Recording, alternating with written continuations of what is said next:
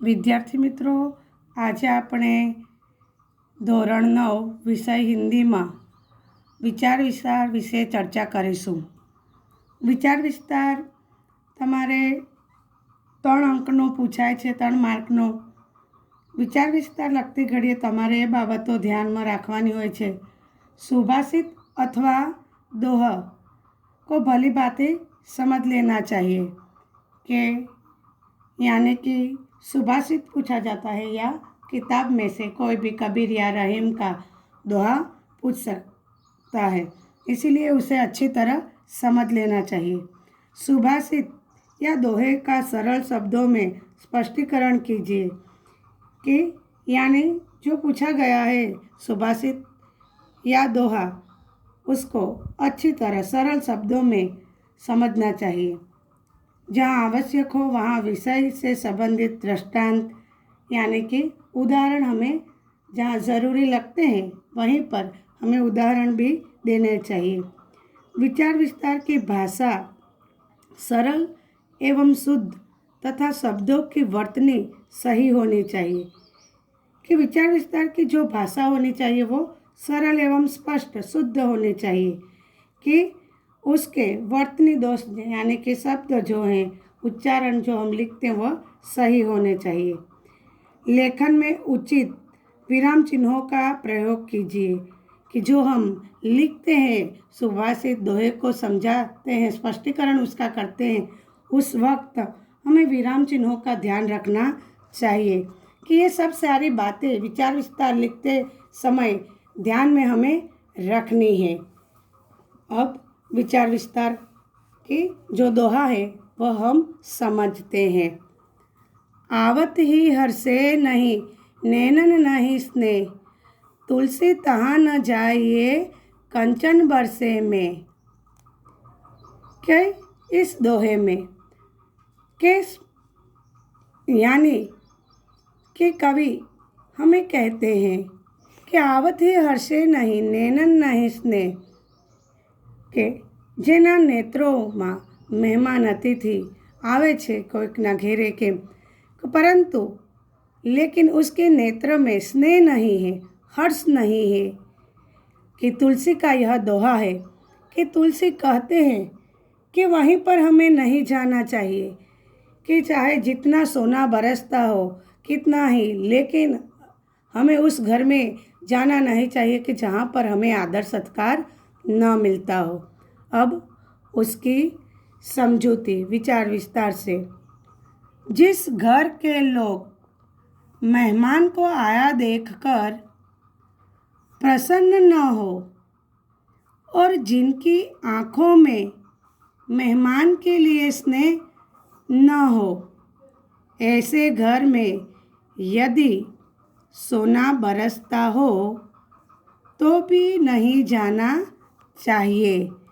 कि ऐसे घर में कि कितना ही सोना बरसता हो फिर भी हमें ऐसे घर नहीं जाना चाहिए.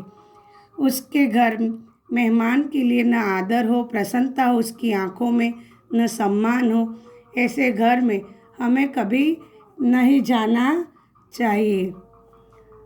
हमारे सामाजिक संबंध प्रेम और आदर की शुद्ध भावना पर टिके हुए हैं.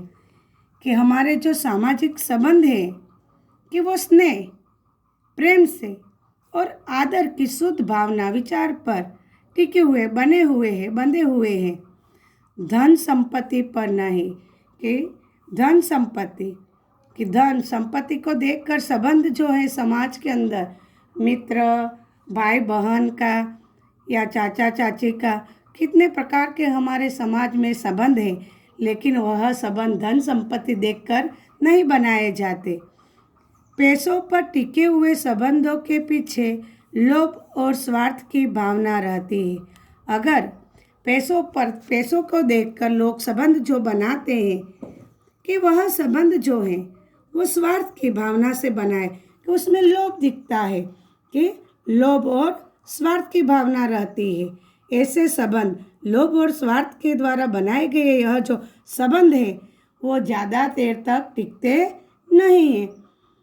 कि ऐसे खोखले संबंधों को हमें महत्व नहीं देना चाहिए कि